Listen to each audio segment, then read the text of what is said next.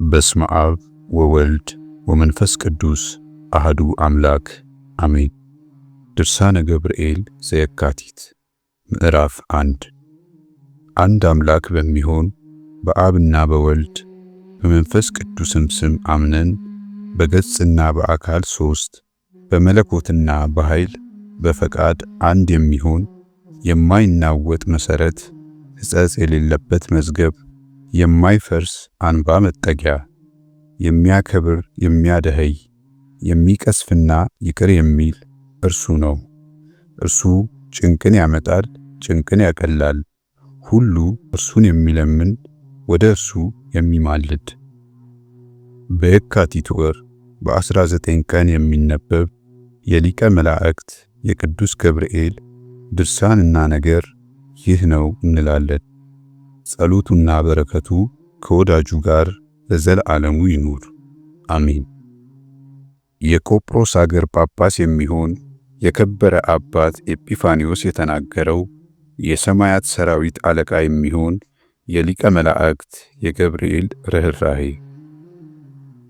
ከክህደቱና ከገነት ከመውጣቱ በኋላ አባታችንን አዳምን እንዳጽናናው እንዲህም ብሎ ተናገረ። እግዚአብሔር በአርአያችንና በአምሳላችን ሰውን እንፍጠር አለ። እግዚአብሔር አራቱን ባሕርያት አነሳ። እነዚህም እሳትና ነፋስ፣ ውሃና መሬት ናቸው። ሰውን በአርአያውና በአምሳያው ፈጠረው። ይኸውም አዳም ነው። አዳም 40 ቀን ኖሯልና ከዚያም በኋላ የሕይወት ነፋስን በላዩ አሳደረበት።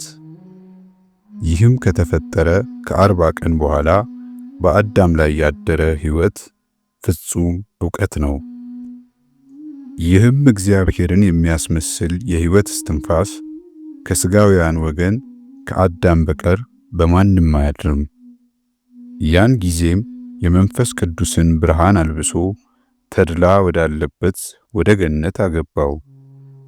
ከዚህ በኋላም አዳም ተኛ። ጌታም ከጎኑ አንዲት አጥንት ነሳና ሴትም ፈጠረ። በአዳም ላይ ያሳደረውን የሕይወት ንፋስ በእርሷም ላይ አሳደረባት። ለአዳምም እንዳለበሰው የመንፈስ ቅዱስን ብርሃን አለበሳት።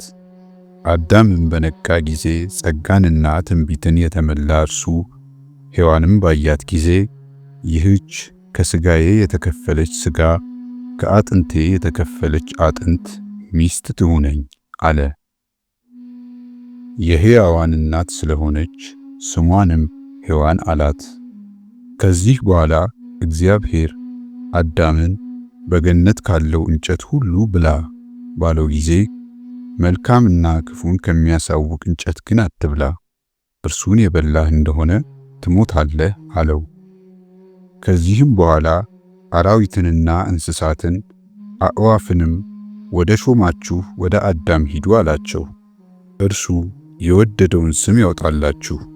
ያን ጊዜ ሥጋውያን ሁሉ ወደ እርሱ ሄዱና በየስማቸው ጠራቸው። የፍጥረቱን ሁሉ ስም እንደሚገባቸው ይጠራ ዘንድ ከመንፈስ ቅዱስ የተሰጠው እርሱ ከዚህ በኋላ አሰናብቶ ባርኮ ሰደዳቸው። ከዚያም ሲመለሱ ዲያብሎስ አገኛቸው፣ እንዲህም አላቸው፣ አዳም ምን አለ አላቸው። የሚገባንን ስም አወጣልን አሉት። ከእኛም አንዱን ብላ ብንለው እንቢ አለን፣ እንዲህ ብሎ አምላኬ ከአንዲት እንጨት በቀር ከሁሉም አልነፈገኝም፣ ያውም እንዳልሞት ብሎ። ከዚያች ሰዓት ጀምሮ ዲያብሎስ እንዲህ ይል ጀመር፣ ከዚያች እንጨት ቆርጦ ማን ከአፉ ውስጥ በጨመረልኝ? ከመላእክት ተለይቼ እኔ እንደተሰደድኩ እሱም ስደተኛ ይሆን ዘንድ። ይህን እያለ ሲመኝ አርዌ ምድር ወይም እባብ ከእርሱ ዘንድ ደረስ አለች። እርሷም ከአራዊት ሁሉ ሲያዩዋት እጅግ መልካም ነበረች። ወዴት ትሄጃለሽ አላት። እርሷም ስም ያወጣልኝ ዘንድ ወደ ሁሉ ሹም ወደ አዳም ነዋ አለችው። ስም እንዲያወጣልሽ የምትሄጂው መልካም ነው። እኔም ከአንቺ ጋር ስም እንዲያወጣልኝ መሄድ ይገባኛል አላት። ከዚህ በኋላ በእርሷ ተሰውሮ ወደ ገነት ገባ። አዳምም በ9 ሰዓት ለጸሎት ይፋጠን ነበር። በገነት ውስጥ መላእክት በየሰዓቱ ደወል ይደውሉ ነበርና። አዳምና ሔዋን መልካቸው ልዩ ልዩ የሆነ አዕዋፍም አራዊትም በገነት ያሉ እንጨቶችም ሁሉ ስለ ደስታቸው ለእግዚአብሔር ምስጋና ያቀርቡ ነበር፣ መንፈሳውያን ናቸውና። ሰይጣንም አዳምን በእባብ አፍ ከሁሉ በላይ የምትሆን ንጉሥ ሰላም ላንተ ይሁን አለው። አዳምም እኔ የበላይ ንጉሥ አይደለሁም፣ የማይሾምና የማይሻር አምላኬ አለ እንጂ አለው። ሰይጣንም ከመስፍን ከአዳም አፍ ይህንን ትሕትና በሰማ ጊዜ አዘነና መልስ ሊሰጠው አልቻለም። ከዚህ በኋላ አዳም ወደ ጸሎት ሄደ። እባብም ወደ ሔዋን ሄደና የገነት ንግሥት ሰላም ላንቺ ይሁን አላት። እርሷም ለአንተም ሰላም ይሁን አለችው። እንደምን አላችሁ አላት። በሰላምና በደስታ ነው አለችው። ከገነት እንጨት እንዳትበሉ እንደተከለከላችሁ ሰምተናል አላት። እርሷም የከለከለን ከአንድ እንጨት ብቻ ነው፣ የከለከለንም ነፍጎን አይደለም እንዳንሞት ነው እንጂ አለችው። የምትሞቱ ሆኖ አይደለም፣ መልካሙንና ክፉውን የምታውቁ አምላክ ትሆናላችሁ ብሎ ነው እንጂ አላት። ይህንንም በሰማች ጊዜ ከዚያ ከእንጨት አንዱን ፍሬ አነሳች። ልትበላም በፈለገች ጊዜ ያ እባብ እጇን ያዛት።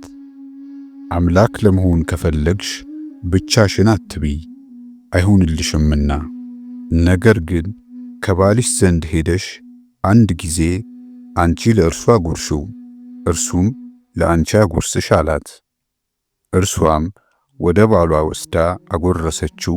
ያን ጊዜም የእግዚአብሔር ጸጋ ተለያቸው፣ የመንፈስ ቅዱስም ሀብት ከእነርሱ ተገፈፈ። የሰርክ ሰዓትም በሆነ ጊዜ እግዚአብሔር መላእክትን አስከትሎ ወረደ። በገነት መካከልም ቆሞ አዳም ወዴት አለህ አለው። አዳምም ድምፅህን ሰምቼ ተደብቄአለሁ አለው። የበለስ ቅጠል ለብሼ ራቁቴን ነኝና። እግዚአብሔርም ራቁትህን እንደሆንክ ማን ነገረህ አለው።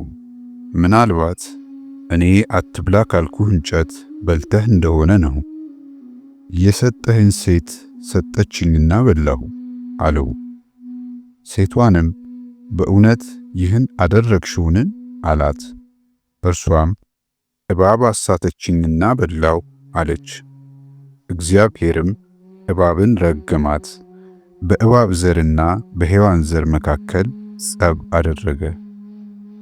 ዳግመኛም እግዚአብሔር ሔዋንን በየወሩ 7 ቀን ደም ሁኚ፣ አምጠሽ ተጨንቀሽ ውለጂ፣ ከወለድሽም በኋላ መመለሻሽ ወደ ባልሽ ይሁን፣ እርሱም ለዘለዓለሙ ይግዛሽ።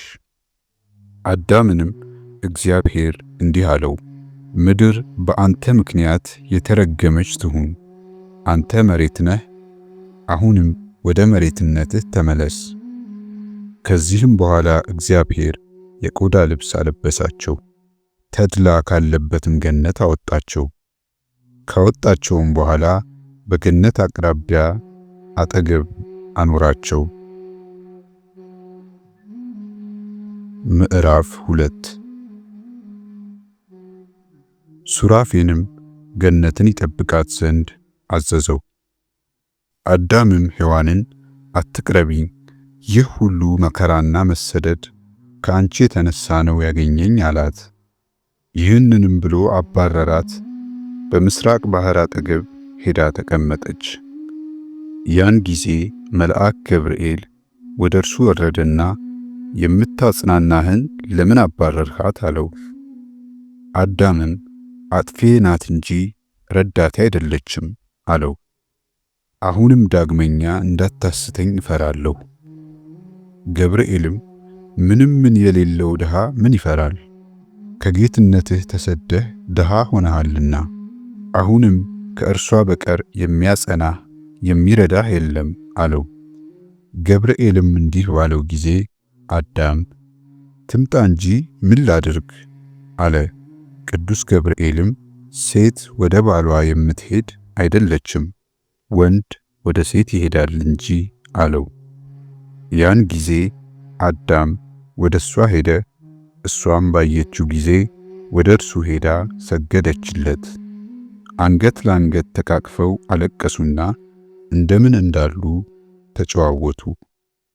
ሔዋንም ከቶ ዳግመኛ ይቅር አይለንም ይሆን አለችው። አዳምም ቃሌን የምትሰሚኝ ከሆነ እግዚአብሔር ይቅር ይለናል። አሁንም እስከ አንገታችን ከሚደርስ ባህር እንግባ፣ ስለ ኃጢአታችንም 40 ቀንና 40 ሌሊት እናልቅስ አላት። በዚህ ጸሎትና ይህን በመሰለው በታላቅ ንስሐ ስጋቸው እስኪቆራረጥ ድረስ ቆዩ። 35 ቀንም በሆናቸው ጊዜ ዲያብሎስ የብርሃን መልአክ መስሎ ወደ እነርሱ መጣ፣ እንዲህም አላቸው፣ አሁን እግዚአብሔር ጸሎታችሁን ሰምቷችኋል፣ ንስሐችሁንም ተቀብሎ እኔ ወደ ርስታችሁ እንዳገባችሁ ልኮኛል አላቸው። አስቀድሞ ግን የለሰለሰች የእርሻ ቅብቅቡ ወደ ሆነችው ወደ ሔዋን ሄዶ እንደምን አላችሁ አላት። ቀድሞ በመልካም እንኖር ነበርን? ዛሬ ግን ጭላት ወሰደን አለችው። እርሱም ነይ ወደ እኔ አላት። ነይ ባላትም ጊዜ ፈጥና ወጣች። አዳም ግን 40 መዓልት 40 ሌሊት ያልኩትን ቀኖናዬን ሳልፈጽም አልወጣም ብሎ ተጋደለ። ሰይጣንም እንዲህ አለው፣ ከቀድሞ ኃጢአትህ የዛሬው ይከፋል። አስቀድሞ አትብላ ያለህም በላህ። አሁን ደግሞ ምሬሃለሁ ቢልህ ለሰውነትህ አታዝንምን? አሁን ወደ ሰማይ ወጥቼ የእግዚአብሔርን ትእዛዝ አልቀበል ማለትህን እነግርልሃለሁ። ከእንግዲህ ወዲህ ግን ይቅርታ አይደረግልህም አለው። አዳምም ይሁን ብሎ ከወጣ በኋላ ሁለቱንም እየመራ ወስዶ ወደ ገነት በር አጠገብ አቀረባቸው። ከዚያም ሲደርሱ ማን ነኝ እኔ ታውቁኛላችሁ አላቸው። እኛስ አናውቅህም አሉት። እርሱም ከገነት ገንዘብ የሰረኳችሁ እኔ ነኝ እኮ፣ አሁንም ንስሐችሁን አጠፋሁት አላቸው። እንግዲህ ጠፍታችኋል፣ የመዳን ተስፋም የላችሁም፣ ብፅዓታችሁን አልፈጸማችሁምና። አዳምም ይህን በሰማ ጊዜ ከምድር ላይ ወደቀ፣ እስከ 3 ቀንም መነሳት አልተቻለውም። ጠላቴ ዳግመኛ አገኘኝን ብሎ ወደቀ። በሦስተኛው ቀን ሊቀ መላእክት ቅዱስ ገብርኤል መጣና አነሳው፣ እንዲህም ብሎ አለው፣ እግዚአብሔር ይቅር ብሎሃልና ደስ ይበልህ፣ ከአዘዘኝ ቦታ ና ልውሰድህ ብሎ ወሰደና ከመዛግብት ቦታ ደረሰው። እግዚአብሔር እንዲህ አድርጎ አዞሃል፣ እስከምትሞትበት ቀን ድረስ በዚህ ኑር፣ በዚህም ከሚስትህ ጋር ተገናኝ፣ ብዙ የብዙ ሁኑ፣ ምድርንም በብዛት ምሏት፣ በውስጧም ጻዕዳ ውሃ አለ። አዳምም ምን እበላለሁ አለ። ሊቀ መላእክት ገብርኤልም ምግብ ይሰጥህ ዘንድ ወደ እግዚአብሔር ለምን አለው። ሊቀ መላእክት ገብርኤልም ሄዶ በገነት ላሉ አእዋፍ የገነት ንጉሥ አዳም አሁን በረሃብ ሊሞት ነው፣ በገነት ካሉት ፍሬዎች ሁሉ ወስዳችሁ ስጡት አላቸው። በኋላ ዘመን ከገነት እንጨት ከሚበዙ ልጆቹ ጋር ወደ ርስቱ ይመለሳልና፣ ባትወስዱለት ግን ልጆቹ በኋላ ይጣሏችኋል፣ ፍሬውንም ቅጠሉንም ይከለክሏችኋል። እነርሱም ከአዳም ዘንድ ሄደው ተባረኩ። ፍሬውንም ይዘው ሄደው አንድ ጊዜ ባመጡት 12 ዋሻ መሉለት። ዋሻውም የስፋቱ ልክ 30 የፍላጻ መወርወሪያ ያህል ይሆናል። ይህን ሁሉ መሉና አእዋፍ አዳምን ይህን ልጆችህ ያውቁ ዘንድ ለመታሰቢያ ገልጸህ ጻፍልን አሉት። በአምላክ ትእዛዝ ተሰደህ በወጣህ ጊዜ ከገነት ፍሬ ምግብን እንዳመጣንልህ፣ በአርብ ቀን በሰርክ ጊዜ እንደወጣህ በአርብ ቀን በ9 ሰዓት ወደ ርስትህ ትመለስ ዘንድ አለህና፣ በአንድ ገጽ በሁለተኛው ሰማይ ሲናገር ከገብርኤል አፍ ይህን ሰምተናል። አሁንም ይህን መታሰቢያ ጻፍልን፣ ልጆችህ በጫጉላ ሰርግህ ጊዜ እንዳይበድሉን ይህን ይሰሙ ዘንድ አሉት። መታሰቢያ ይሆናቸውም ዘንድ ድንጋይ አምጥቶ ጻፈላቸው። አሁንም በአዲስ አስተዳደግ ያሳደገቻችሁ የምእመን ልጆች ሆይ የሙሽራዋን ሥጋ እየመገበች የእጮኛዋን ደም እያጠጣች በእኛ ላይ ያለው ፍቅሩና ርኅራኄው ከታወቀ ዘንድ እኛም ከመላእክት ሁሉ ይልቅ አብልጠን የሳህል መልአክ ይህንን ገብርኤልን ልንወደው ይገባናል። አስቀድሞ እርሱ ወዶናልና ስለ እኛም ይለምንልን ዘንድ በየወሩ በዓሉን እናክብር። አዳምን በክህደቱ እልወቱ ጊዜ ያረጋጋው እርሱ ነው። ልጆቹንማ እንደምን ይረዳን ያጸናን ይሆን?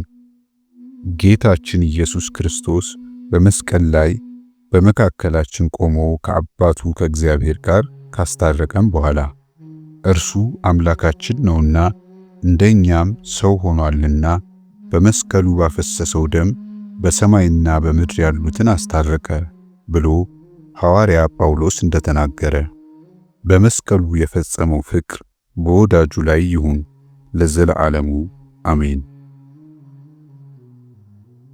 ምዕራፍ 3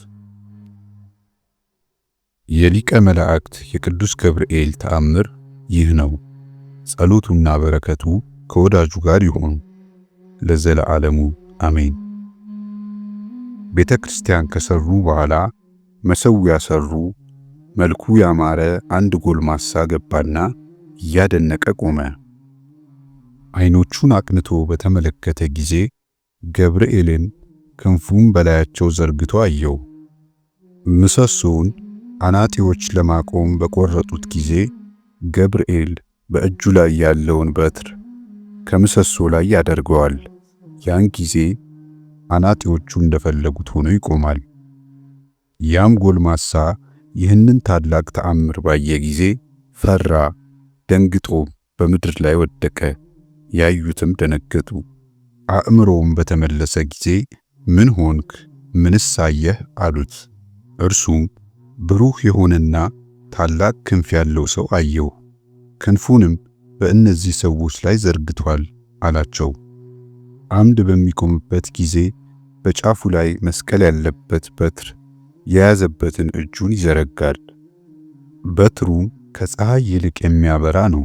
በሚቆመውም አምድ ላይ ያኖረዋል። ያን ጊዜም በቆመበት ቦታ ይጸናል። ሕዝቡም ሁሉ ይህንም በሰሙ ጊዜ በአቅማቸው መጠን መባቸውን ለቤተ ክርስቲያን አገቡ። በፍጹም ደስታ በሃይማኖት ጸንተው ባለጸጎችም ድሆችም ሎሌም ጌታም ትልቅም ትንሽም እኛም አምላካችን እግዚአብሔርን እንለምነው በቅዱስ ገብርኤል በዓል ጊዜ መባችንንና ቁርባናችንን ይቀበል ዘንድ ወዳጁን በንጉሶች ንጉሥ በአምላኮች አምላክ በጌታችን በመድኃኒታችን በኢየሱስ ክርስቶስ ፊት የበቃ ያድርገው። ቸር ጠባቂ ሰማያዊ ከሚሆን ከአባቱ ጋር ማህያዊ ከሚሆን ከመንፈስ ቅዱስም ጋር ምስጋና ገንዘቡ የሚሆን የቅዱስ ገብርኤልም ጸሎቱና ረድኤቱ ወዳጁን ይጠብቀው ለዘለዓለም አሜን። ምዕራፍ 4 የሊቀ መላእክት የቅዱስ ገብርኤል ተአምር ይህ ነው። በረከቱ ወዳጁን ይጠብቀው ለዘለዓለሙ አሜን። ለቅዱስ መርቆሬዎስ ሰይፍ እንደሰጠው የሚናገር። ቅዱስ መርቆሬዎስም በሰልፍ ውስጥ ሳለ የእግዚአብሔር መልአክ ቅዱስ ገብርኤል ታየው። ሰይፉንም ሰጠውና ይህን ውሰድ አለው። እግዚአብሔር ኃይልን ሰጥቶሃል፣ ጠላቶችህንም ነገ ድል ታደርጋቸዋለህ አለው። ዳግመኛም ንጉሥ ዳኬዎስ የክርስቲያንን ሃይማኖት ትቶ ለጣዖት ሰገደ። አንተ ግን ሕግህን ጠብቀህ ከአባቶችህ በተማርከው ሃይማኖት ጽና አለው። ይህንን ነግሮት ከእርሱ ተሰወረ። በረከቱ ከወዳጁ ጋር ይሁን ለዘለዓለሙ አሜን።